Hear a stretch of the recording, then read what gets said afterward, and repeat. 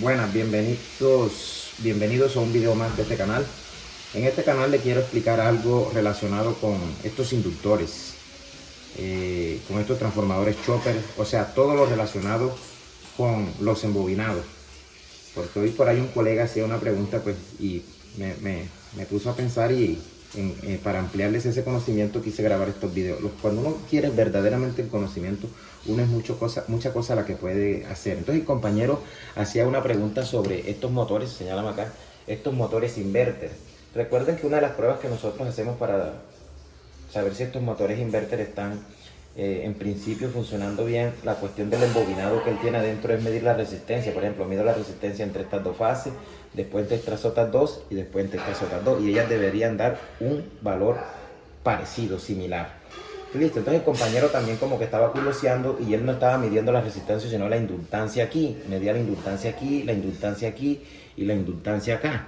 Entonces él encontraba que los valores no le daban tan similar, había una pequeña diferencia, siendo que las resistencias sí daban prácticamente los mismos valores, pero acá había una pequeña diferencia.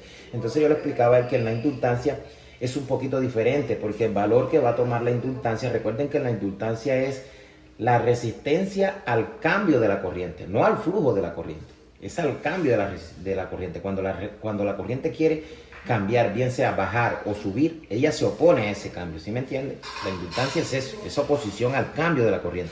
Entonces, cuando uno hace esas medidas, eso va a depender de cómo hayan quedado las bobinas orientadas aquí dentro del extractor. Si ellas quedaron, digamos, desorientadas un poquito del extractor, dependiendo cómo esté la magnetización de ese extractor, eso puede uno encontrar diferentes valores, ¿sí?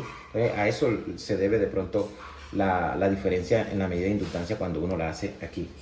Entonces, yo me quedaba pensando un poco, quería ya sea para ampliarle el conocimiento entonces a las personas que trabajan con estos sistemas de aire acondicionado inverter, que se encuentran muchas veces con problemas que no saben si es del compresor o problemas en la placa electrónica. Entonces se me ocurrió también ampliarles unas pruebas que ellos pueden hacer con el osciloscopio para ver el estado del embobinado de ese compresor, que de pronto no, cuando uno hace ese tipo de análisis le da más confiabilidad que venir aquí y medir simplemente una resistencia y ver si son similares, o venir y medir una inductancia y ver.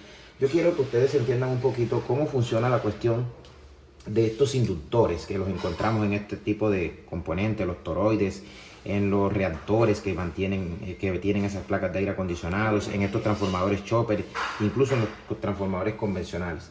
Entonces, existe una formulita para calcular en ese tipo de embobinados, en ese tipo de dispositivos, donde quiera que lo encontremos, bien sean transformadores, en reactores, donde quiera que estén, que define la reactancia inductiva con esta fórmula, donde vemos que aquí depende de la frecuencia y de la inductancia.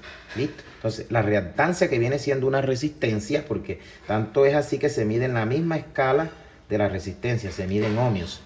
Entonces es algo que depende de la frecuencia. Cuando nosotros medimos con un multímetro como este, porque este también es un equipo multifuncional, es un osciloscopio, un multímetro. Cuando nosotros medimos resistencia con un multímetro como este, él utiliza un voltaje DC. Entonces en el voltaje DC la frecuencia es cero. Cuando yo introduzco un cero en cualquier fórmula, todo me va a dar cero. Por eso es que él tiende a dar una resistencia igual cero cuando uno mide la resistencia, por ejemplo, de un embobinado. Cuando uno mide la resistencia aquí, eso se comporta aparentemente como si fuera un corto, como si tuviera resistencia cero. Pero es por eso, porque la frecuencia que utiliza el equipo, mi multímetro para medir, es cero. Listo, por eso es. Entonces esto aquí se convierte en cero y por eso el multímetro me da una resistencia de cero aquí, de 0 ohmios. Pero en la realidad, cuando uno utiliza un voltaje con frecuencias diferentes, porque la frecuencia ya es diferente, ya eso cambia aquí, ya eso va a tomar un valor, ya esa resistencia va a existir allí. Entonces le voy a decir qué es lo que pasa aquí, y eso es lo que estoy haciendo allí. Miren que yo aquí lo que he conectado, estos son mis cables. Miren que aquí está el rojo y el negro, positivo y el negativo de mi generador de señal, de mi generador de señal, porque ahí estoy generando una señal. Y ahora se van a dar cuenta que es lo que yo pretendo hacer. Este es el esquemita que voy a usar. Entonces tengo aquí mi generador de funciones, mi generador de señales. Aquí tengo mi inductor, voy a colocar mi inductor. y voy a medir con el osciloscopio qué pasa con la señal aquí, justo en este punto, después de pasar por el inductor. Esta acá simplemente es el polo a tierra, y aquí también tengo una resistencia. Voy a mirar qué pasa aquí cuando yo pongo un inductor. Aquí he utilizado los dos canales del osciloscopio. El azulito lo tengo aquí, miren que es este azul. Lo tengo conectado directamente, ¿sí? Lo tengo conectado directamente. Entonces voy a ver qué pasa. Ese va a permanecer así. Entonces voy a ver qué pasa cuando yo coloco un inductor aquí. Entonces voy a colocar, por ejemplo, tengo un transformador chopper aquí. Voy a coger estas dos bobinitas que tiene aquí. La primera, pues. Y voy a conectar aquí, miren. Recuerden que el primero lo voy a mantener siempre. Miren lo que pasó con la señal de arriba. Miren, ¿sí ven?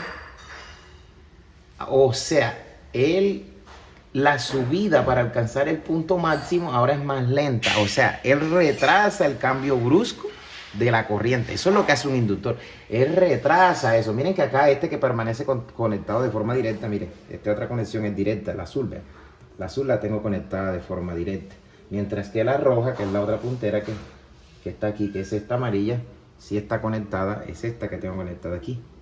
¿Sí? Ya a través del inductor. Estoy haciendo la medida justo aquí, con mi osciloscopio, aquí, después del inductor. Y mire lo que pasa. Lo que él hace es atrasar ese cambio brusco en la corriente, mientras que aquí sube rápido, vea, se mantiene y baja nuevamente. Sube rápido y se mantiene. En cambio que aquí, miren que él lo que hace es atrasar esa corriente, ¿sí? Ahora lo voy a hacer no con este inductor, vea. Lo voy a hacer con las bobinas del compresor. Lo voy a hacer con las bobinas del compresor. ¿Sí? Vamos a ver qué pasa con las bobinas del compresor. Lo voy a hacer con azul y amarillo. Y miren, ¿ven? ¿Están viendo? También hace lo mismo. Ahora, miren, voy a probar las tres bobinas del compresor. Azul y amarillo. Como quien dice, U y W. U y W estoy probando aquí. Ahora voy a probar U y B. Y miren, ahí es donde uno de una vez sabe de que esto le sirve mucho. Si usted ve que esto cambia mucho, voy a repetir el anterior. Mire, póngame aquí. Voy a repetir el anterior y muéstreme allá primero. Estoy midiendo. Mire, mantenga allá, enfocado allá. Voy a hacer el cambio, pero van a ver que va a tener el mismo formato y los mismos valores. Eso me indica entonces que las bobinas están buenas. Y repito entonces también para las otras bobinas. Ahora hago el cambio aquí.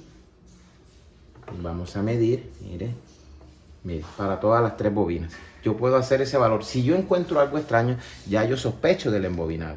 Esto resulta mucho mejor que medir una resistencia con un multímetro. El osciloscopio es de mucha ayuda. Ahora vamos a ver qué pasa con la frecuencia. Voy a cambiar la frecuencia de mi generador de onda. Yo aquí estaba con miren, aquí estaba con 1 kHz. Voy a cambiarla para arriba, voy a subir y vamos a ver allá qué pasa. Mire, subí a 2 kHz, mire. O sea, a altas frecuencias, mire que el tiempo que él demora en un pico alto es menor. Mire, ¿sí? Igual el tiempo que él demora en un nivel bajo es menor. Acá es el valor que yo mantengo normal. Ese sin el embobinado, sin mi inductor, y acá es con el inductor. ¿Están viendo? ¿Listo? Mire lo que pasa. Ahí estoy ya en 4 kHz. ¿Listo? Ahí estoy en 4 kHz. Voy a bajar. Voy a bajar.